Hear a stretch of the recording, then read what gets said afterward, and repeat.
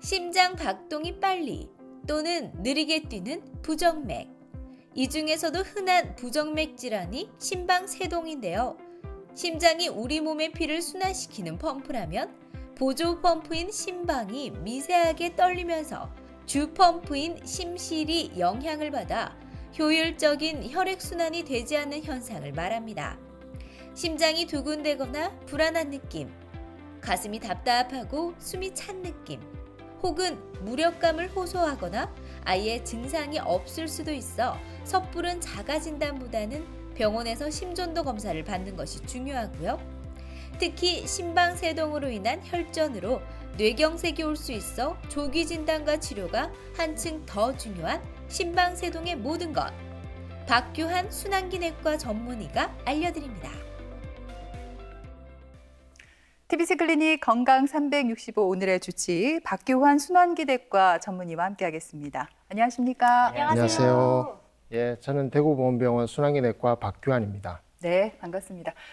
일상생활 중에요. 갑자기 심장이 빨리 뛴다든지 아니면 너무 또 천천히 뛰는 것 같다 이렇게 느낄 때가 있어요. 근데 이게 뭐 자주 발생하면 우리가 혹시 부정맥이 생긴 건 아닌가 의심하게 되거든요.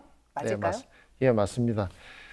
부정맥은 사실 그 사람들이 어렵게 생각하는 용어인데요. 부정맥은 말 그대로 뜻을 풀어보면 고르게 뛰지 않는 그 맥박을 다 부정맥이라고 합니다.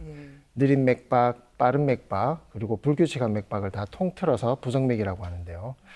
여기 심장 모형을 가지고 제가 한번 설명을 해보겠습니다. 맥박은 이렇게 동결절이라고 해서 우심방 위쪽에 있는 맥박을 만드는 그 기관이 있습니다. 여기서 1분에 한 60에서 100회 정도 규칙적인 심장 신호를 만들어내고 이것이 심실로 전달이 되게 되는데요. 여기서 제대로 못 만들거나 또는 이쪽으로 제대로 전달되지 않으면 그것이 이제 부정맥이 됩니다. 오늘도 뭐랄까요? 좀 벽이 생기는 그런 단어가 나왔습니다. 심방세동 좀 어려운 단어인데 저희가 학창 시절에 뭐 좌심방, 우심실 이런 단어를 배우잖아요. 저는 익숙해요. 진짜요? 네. 오, 네네. 갑자기 달라 보입니다. 단골 문제였거든요. 그 심방에 문제가 생기는 거를 심방세동이라고 하는 건가요? 네, 맞습니다. 이 심방세동이 한자 용어이기 때문에 다들 생소하실 텐데요. 심방세동은 그 한자의 뜻을 풀어서 설명해 보면 심방에서 발생하는 세동, 가는 떨림이라는 뜻입니다. 가는 떨림. 네, 맞습니다. 그래서 심장에 이 두 개의 심방과 두 개의 심실로 있는데 이 심방에서 1분에 한 300회 이상의 아주 빠르고 불규칙한 맥박이 만들어지면 이것이 심실을 통해서 고스란히 전달이 되고요.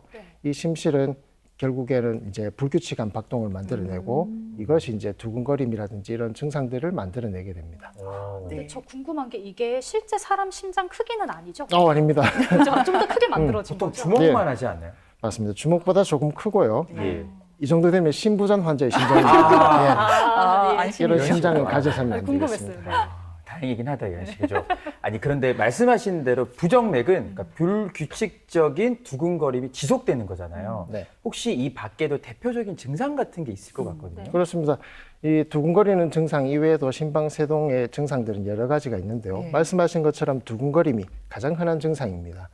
빠르고 불규칙한 맥박이 만들어지면 이게 이제 두근거림으로 나타나고요. 이것 말고도 가슴 통증이 또 생길 수도 있는데 역류성 식도염이라든지 또는 협심증이 있을 때 생기는 그런 흉통하고는 모양이 다릅니다. 또 이것 말고도 이 심방세동은 아까 말씀드렸다시피 아주 불규칙하고 빠르게 뛰기 때문에 심장이 제대로 수축을 하지 못하게 되고요. 그래서 이제 호흡곤란이 생길 수도 있고 그다음에 운동할 때 다른 사람들보다 숨이 더 차거나 혹은 일상생활 중에도 쉽게 피로함을 느낄 수도 있습니다. 그리고 또 하나는 이 소화불량이나 체온과 같은 이런 증상들도 심방세동의 증상일 수 있는데 내장에 피가 몰리기 때문에 심방세동 환자들은 그래서 이제 소화불량 증상으로 병원에 오기도 하고요. 그래서 이제 진료를 하다 보면 심방세동 이것이 진단되는 경우들도 제법 꽤 있습니다. 그리고 심방세동은 사실 이런 증상들이 있지만 그 30% 정도는 심방세동의 증상이 없는 경우들이 많습니다.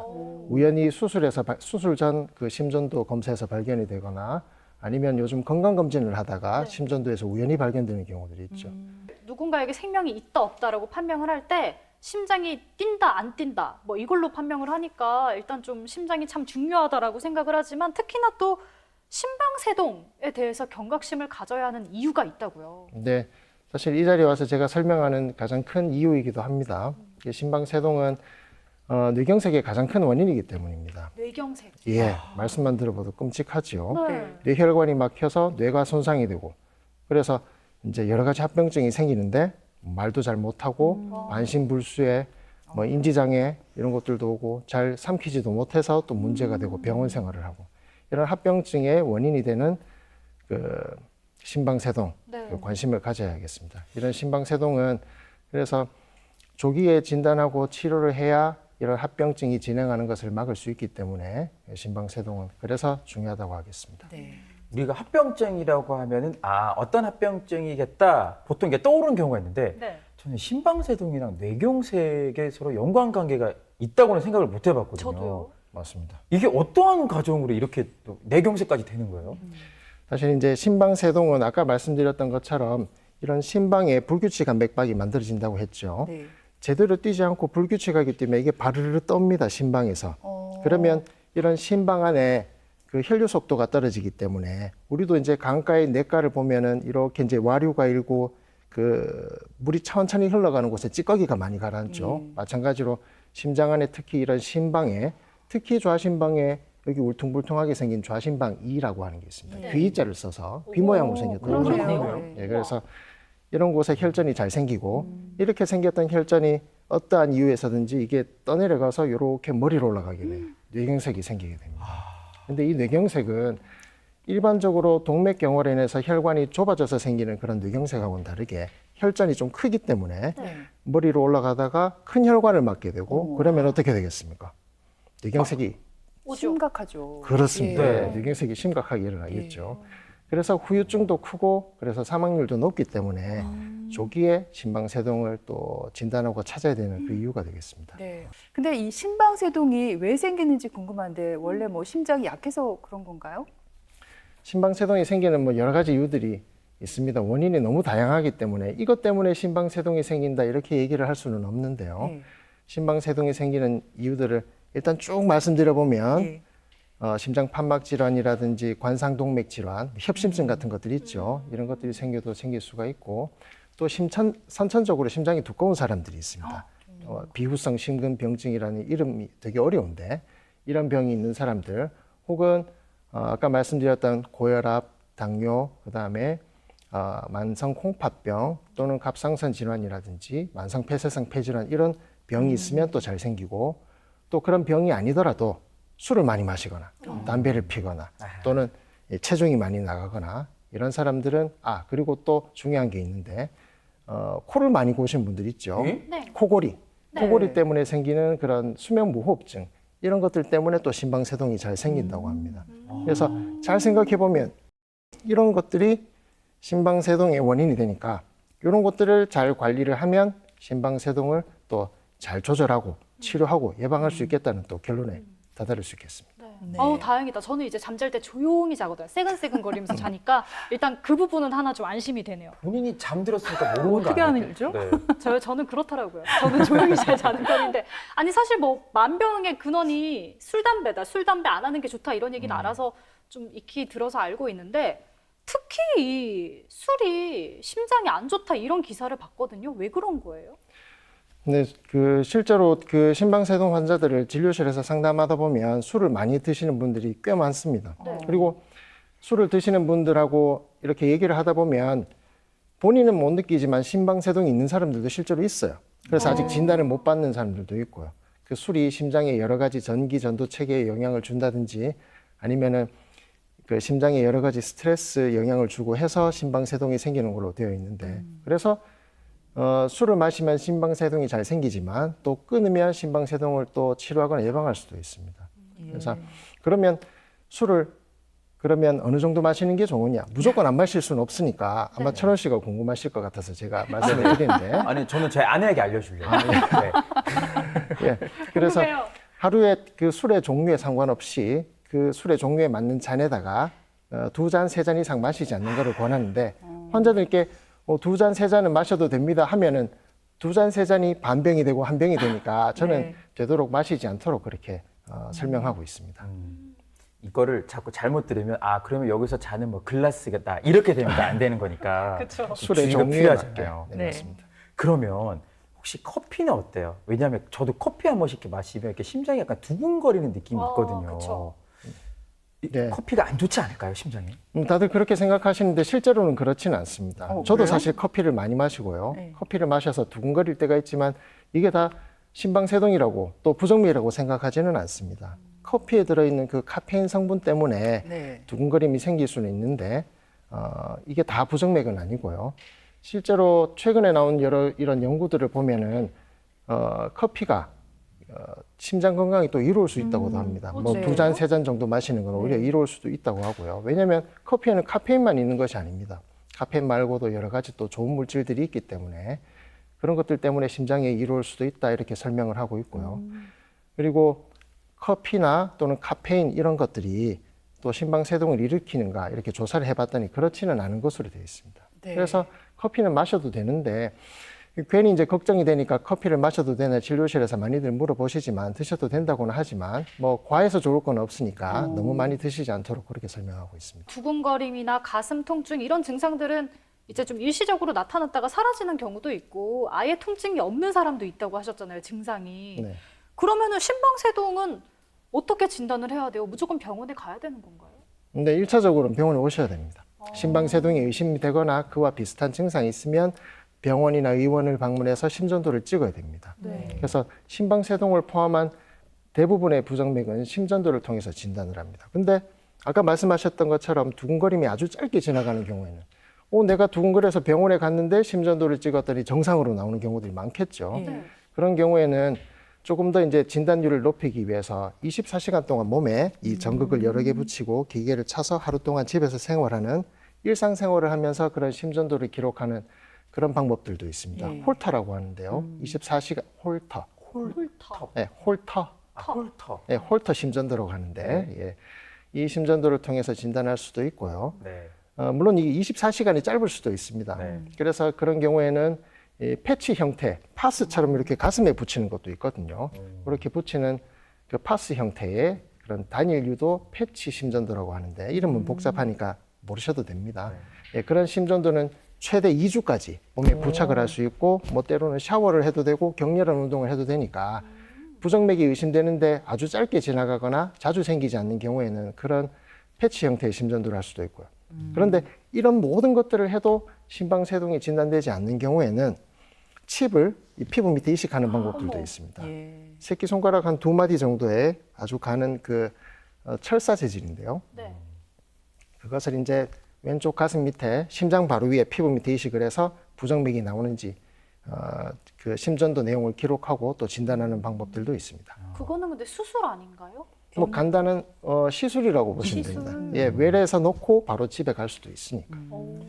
혹시 네. 워치로는 안 돼요. 왜냐하면 워치 기능 아시죠? 너무 기능이 많아서 맞아요. 심전도 체크도 할 수 있더라고요. 저는 사실 워치를 사용하고 있지만 뭐 심박수만 이렇게 봤는데 왠지 이런 역할을 해줄 것 같기도 한데 또 이걸 믿어도 되나? 이런 생각이 들기도 하고요. 맞습니다. 요즘은 진료하다 보면 그 워치를 가지고 있는 분들도 많이 계시고 그래서 찍은 심전도를 가지고 와서 외래에서 상담하시는 분들도 꽤 많습니다. 네. 실제로 요즘은 그 심전도 기능이 있는 그런 그 스마트워치를 많이들 또 구매하고 계시고 또 시중에 쉽게 볼 수 있는데요.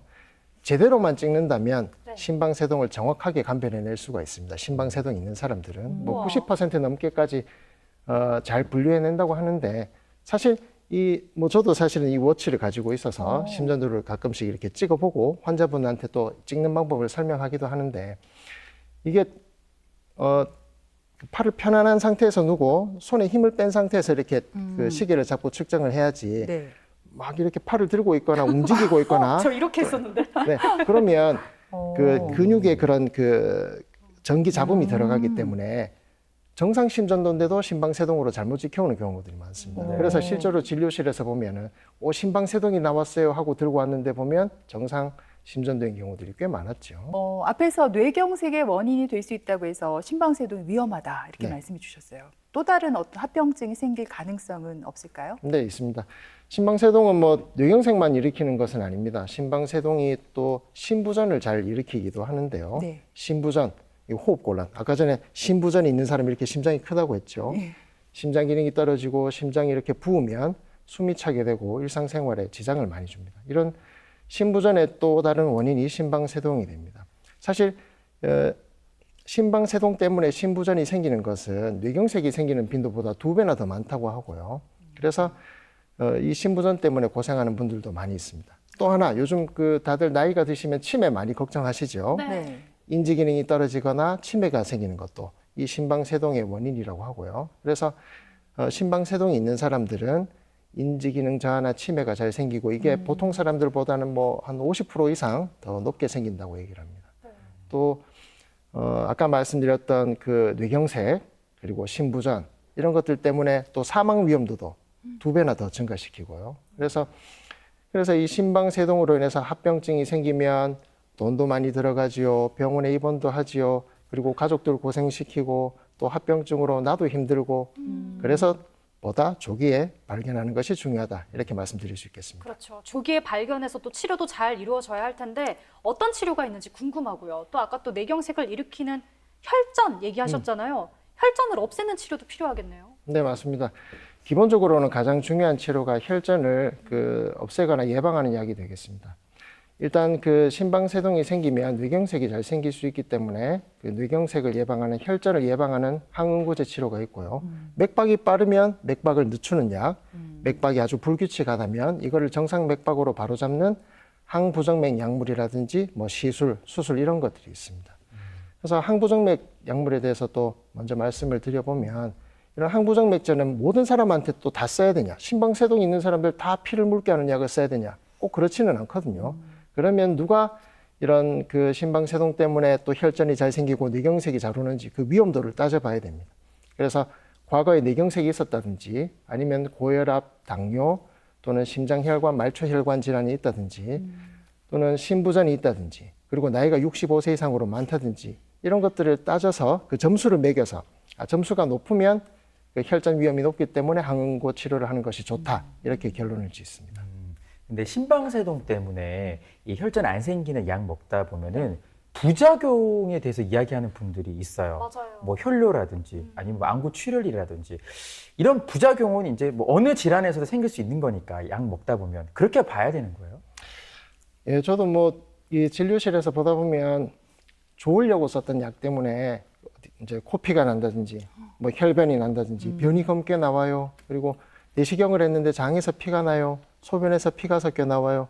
이런 얘기를 들으면 저도 참 안타까울 때가 많습니다. 사실 뇌경색은 아직 생긴 병이 아닌데 앞으로 생길지도 모르는 그 병에 대해서 예방하려고 약을 먹었는데 그런 합병증이 생기면 저도 의사로서 되게 난감할 때가 많습니다.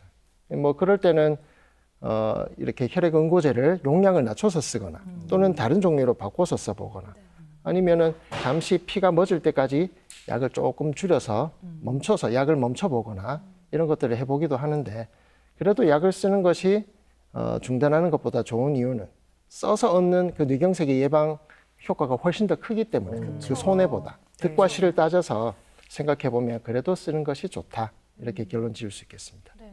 근데 아무래도 심방세동 환자들 같은 경우에 대부분 고령층이잖아요. 네. 그러다 보니까 또 다른 약들도 좀 드시고 계실 것 같은데 같이 먹으면 안 되는 약물 그런 게 있을까요?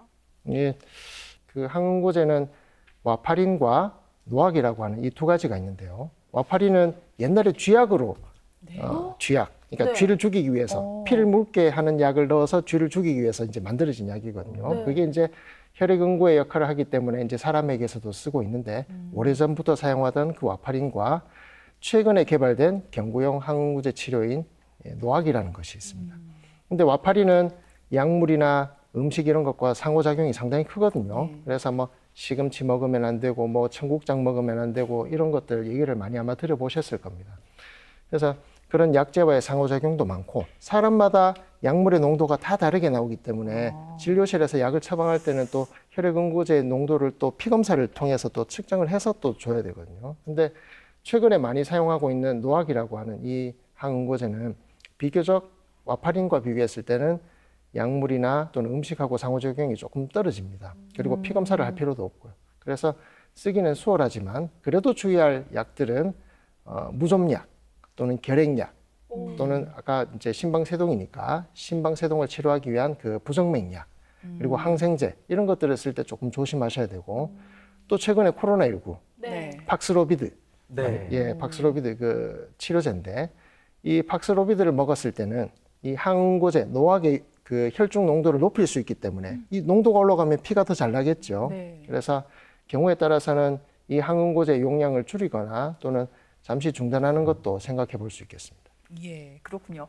일단 심방세동이 불규칙하게 심장이 뛴다는 거잖아요. 네. 그러면은 그 규칙성을 좀 만들어주는 것이 어쩌면은 치료의 하나의 가장 중요한 포인트가 되지 않을까 싶어요. 네, 이런 맞습니다. 방법도 있겠죠. 네, 맞습니다. 그 항부정맥약이라든지 시술이나 수술적인 방법을 통해서 그 심방세동을 정상적인 맥박으로 돌리는 방법을 또 생각해 볼 수가 있겠는데요. 그러면 누구한테 했을 때 효과가 좋고 누가 대상자가 되느냐? 아무래도 심방세동이 생긴 지 얼마 되지 않은 경우, 그리고 이런 심방의 크기가 아주 늘어나지 않은 경우, 그리고 나이가 비교적 젊거나 내가 심방세동을 바로잡는 시술이나 수술을 받고 싶다 하는 분들에게서는 또 이런 시술이나 또는 약물치료, 항부정맥 약물치료가 도움이 될 수가 있고요. 또 이 심방세동 때문에 심장 기능이 떨어진 경우에는 이 심방세동을 되돌리게 되면 또 심장 기능이 정상화되는 경우들도 있기 때문에 이런 경우도 맥박을 정상으로 돌리려는 이런 약물치료나 시술이 도움이 될 수 있습니다. 그러면 모두가 다 시술을 받을 수 있는 것은 아니고요. 항부정맥 약을 먼저 사용을 해서 효과가 없는 경우에 시술을 하는 것이 지금 보험 기준으로 인정이 되고 있기 때문에 먼저 약물 치료를 해보고 효과가 없는 경우에는 시술을 할 수가 있겠습니다. 그 말씀하신 시술이나 뭐 수술에는 어떤 방법이 있는 거예요? 지금 우리나라에서 할 수 있는 그 시술은 두 가지 방법이 있고요. 전극 도자 절제술 그리고 냉각 풍선 절제술. 이름은 좀 어렵죠. 어려워요. 이 두 가지가 있고요. 또 하나는 수술할 때 심장을 열고 들어갔을 때 거기서 부정맥을 없애는 시술을 하는 이런 수술적인 방법도 있습니다. 그래서 하지만 이런 그 수술은 심장 판막 수술이라든지 이런 것들을 할 때 하기 때문에 일반적으로 하는 그 방법은 아니고요. 네. 시술에 대해서 말씀을 드리면 전극 도자 절제술이나 냉각 풍선 절제술 이 두 가지 모두 허벅지에 혈관을 뚫고 가느다란 관을 삽입을 하고요. 그걸 이 심장 안까지 올려서 피구를 통해서 전극 도자 절제술 같은 경우에는 열을 가하니까 쉽게 말하면 지진다고 표현을 하고요. 그다음에 냉각 풍선 절제술은 영하 50도 이하로 떨어지는 강한 냉각 에너지를 심장에 전달하니까 얼린다고 얘기를 합니다. 여기 보시면 좌심방의 이 뒤쪽 폐정맥이 붙는 이런 자리들을 얼리거나 지지는 것이 되는데요. 이게 이제 일반적으로 하고 있는 그런 시술의 방법입니다. 요즘은 예전에는 이제 시술을 받고 합병증도 많이 생기고 그래서 시술을 주저했던 사람들이 많았다면 요즘은 시술 방법도 많이 개선이 됐고 또 시술로 인해서 효과도 좋아졌습니다. 그래서 삶의 질도 좋아지고 환자도 불편감을 덜 느끼고 또 이 심방세동이 또 완치가 될 수도 있기 때문에 심방세동 시술이 필요한 경우에는 또 환자들한테 권하고 또 환자들도 잘 따라오시는 편입니다. 네. 사실 앞에서 막 뇌경색 얘기도 하시고 그래가지고 엄청 겁먹었었거든요. 근데 방금 완치가 될 수 있다는 얘기를 하셔서 갑자기 마음이 한결 가벼워졌어요. 아, 이게 완치가 되는 거예요? 네, 완치가 될 수 있고요. 우와. 모든 경우에 다 완치가 되는 건 아니지만 네. 심방세동이 생긴 지 얼마 되지 않은 경우에 심방세동이 생기고 나서 시간이 짧게 지났고 또 진단까지 시간이 얼마 걸리지 않은 경우에 빨리 치료에 들어가게 되면은 심방세동을 완치할 수 있는데 약물 치료만으로는 되게 완치가 어렵고요. 시술이나 수술을 통해서 완치를 기대해 볼 수가 있겠습니다. 네. 그 앞에서 심방세동 환자들 뭐 숨이 자꾸 차고 지친다 이렇게 하셨는데 운동할 때도 심장에 무리가 될 수도 있잖아요. 운동은 어떻게 얼마나 하면 될까요? 예. 운동은 사실 뭐 과유불급이죠. 많이 하면 좋을 것 같은데 네. 너무 지나친 운동은 오히려 심방세동을 만들 수도 있습니다. 어. 마라톤이라든지 철인 3종 경기, 자신의 건강을 믿고 지나치게 운동하는 사람들은 이게 오히려 심방세동을 만들 수 있기 때문에 또 주의를 하셔야 됩니다. 그러면 운동이 어느 운동이 적당한가 또 생각해 볼 수가 있겠는데요. 적당한 운동은 오히려 심방세동을 또 잘 조절하고 치료하는 데 도움이 되기 때문에 심방세동에서 운동은 또 필수적이라 할 수 있는데요. 매일 운동할 필요는 없고 일주일에 4번 아니면 5번, 한 번 할 때 30분이나 40분 정도, 그리고 약간 땀이 나고 숨이 헐떡일 정도의 강도로 운동하시는 것이 좋습니다. 그리고 네. 운동을 할 때 뭐 무조건 유산소 운동만 좋다고 얘기들 하시는데 꼭 그렇지는 않고요. 걷기나 가벼운 조깅과 같은 유산소 운동에 더불어서 가벼운 아령을 들고 근력 운동을 하시거나 혹은 스쿼트 같은 그런 그 무산소 운동도 병행하시면 훨씬 더 효과가 좋습니다. 네. 뭐 일주일에 너댓 번이라고 하면 거의 매일 한다고 생각하면 될것 그러니까요. 같은데요. 해야 돼요. 네, 알겠습니다. 자, 앞에서 스마트워치로 심전도를 측정할 수 있다 이렇게 말씀을 드렸는데 요즘 SNS를 보니까 운동량을 기록한다든지 아침에 뭐 기상 시간을 체크한다든지 이렇게 건강 관리 기능을 많이들 사용하더라고요. 맞아요. 앞에서도 말씀드렸지만 또 워치 사용을 많이 하잖아요. 적절하게 잘 사용한다면 나만의 또 개인 뭐 건강 비서 역할을 조금은 할 수 있지 않을까 싶어요. 네, 네. 선생님께서는 네. 혹시 워치로 뭐 운동 같은 거 하시나요? 근데 저도 운동을 하고 운동을 할 때마다 기록을 하고 이 기록하는 재미로 운동을 하기도 하고요. 그리고 사실 좀 여기 그 방송하기 전에 좀 긴장이 돼서 네. 제가 또 두근거리니까 한번 또 체크도 해봤습니다. 예. 또 저희 아이들과 이제 줄넘기 하거나 운동할 때도 맥박수가 얼마나 나오는지 산소 포화도는 얼마나 나오는지 직접 체크도 해봤고요. 어느 그래서 정도 나와요, 맥박이? 맥박이 운동을 줄넘기 아주 심하게 했을 때는 한 180회까지 나오더라고요. 네, 그래도 부정맥이 아니니까 안심하고 있습니다. 오늘 녹화 전에 180까지 오르신 건 아니죠? 그건 아닙니다. 다행이네요. 아니 사실 이 스마트워치가 굉장히 요즘 좋아졌습니다. 저는 사실 그 몇 걸음 걸었는지도 매일매일 또 확인을 하는데 혈당 체크도 가능하고요. 또 심박수, 뭐 체온도 비롯해서 요즘 새로운 기술도 계속 발전을 하고 있대요. 이렇게 주변의 기계도 도와주는데 여러분 우리 건강 우리가 지켜야 되지 않겠습니까? 네, 잘 기억해 두도록 할게요. 오늘 이 시간 도움 말씀에 박규원 순환기내과 전문의께서 수고해 주셨습니다. 오늘 고맙습니다. 감사합니다. 네, 그리고 두 분도 수고했습니다. 고맙습니다. 고맙습니다. TBC 클리닉 건강 365 저희는 다음 주 이 시간에 다시 뵙겠습니다. 고맙습니다.